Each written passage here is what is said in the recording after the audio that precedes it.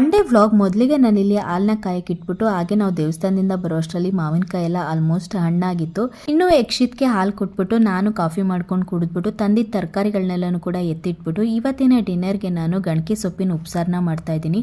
ತುಂಬ ಜನ ಇದನ್ನು ಕಹಿ ಅಂತ ತಿನ್ನಲ್ಲ, ಬಟ್ ಈ ಥರ ಮಾಡ್ಕೊಂಡು ತಿಂದರೆ ಸ್ವಲ್ಪನೂ ಕೂಡ ಕಹಿ ಇರಲ್ಲ. ಬಿಫೋರ್ ನಾನು ಒಂದ್ಸರಿ ಈ ರೆಸಿಪಿನ ಶೇರ್ ಮಾಡಿದೆ, ಸೊ ಹಾಗಾಗಿ ನಾನಿಲ್ಲಿ ರೆಸಿಪಿಯನ್ನು ಶೇರ್ ಮಾಡ್ತಾ ಇಲ್ಲ. ಇದನ್ನು ಬಾಣಂತಿಯರಿಗೆ ಕೊಡೋದ್ರಿಂದ ಬ್ರೆಸ್ಟ್ ಮಿಲ್ಕ್ ಜಾಸ್ತಿ ಆಗುತ್ತೆ, ತುಂಬಾನೇ ಒಳ್ಳೆಯದು. ಈ ಥರ ಉರಿಯೋದ್ರಿಂದ ಕಹಿನೂ ಕೂಡ ಅಷ್ಟಾಗಿ ಇರೋದಿಲ್ಲ. ಕೊನೆಯಲ್ಲಿ ಉಪ್ಸಾರಿಗೆ ಸ್ವಲ್ಪ ಹಾಲನ್ನು ಹಾಕೊಂಡ್ರು ಅಷ್ಟೇ ಕಹಿ ಇರಲ್ಲ. ಸೊಪ್ಪಂತೂ ತುಂಬಾ ಟೇಸ್ಟಿಯಾಗಿರುತ್ತೆ. ಯಕ್ಷಿತ್ ನೋಡಿ ಹೆಂಗೆ ಆಟ ಆಡ್ತಾ ಇದ್ದಾನೆ ಅಂತ, ಇದರಿಂದ ಅದಕ್ಕೆ ನೀರನ್ನು ಹಾಕೋದು, ಹಾಗೆ ರೈಸಿಗೆಲ್ಲ ಇಟ್ಬಿಟ್ಟು ಅಷ್ಟರಲ್ಲಿ ಉಪ್ಸಾರು ಕೂಡ ರೆಡಿ ಆಯಿತು.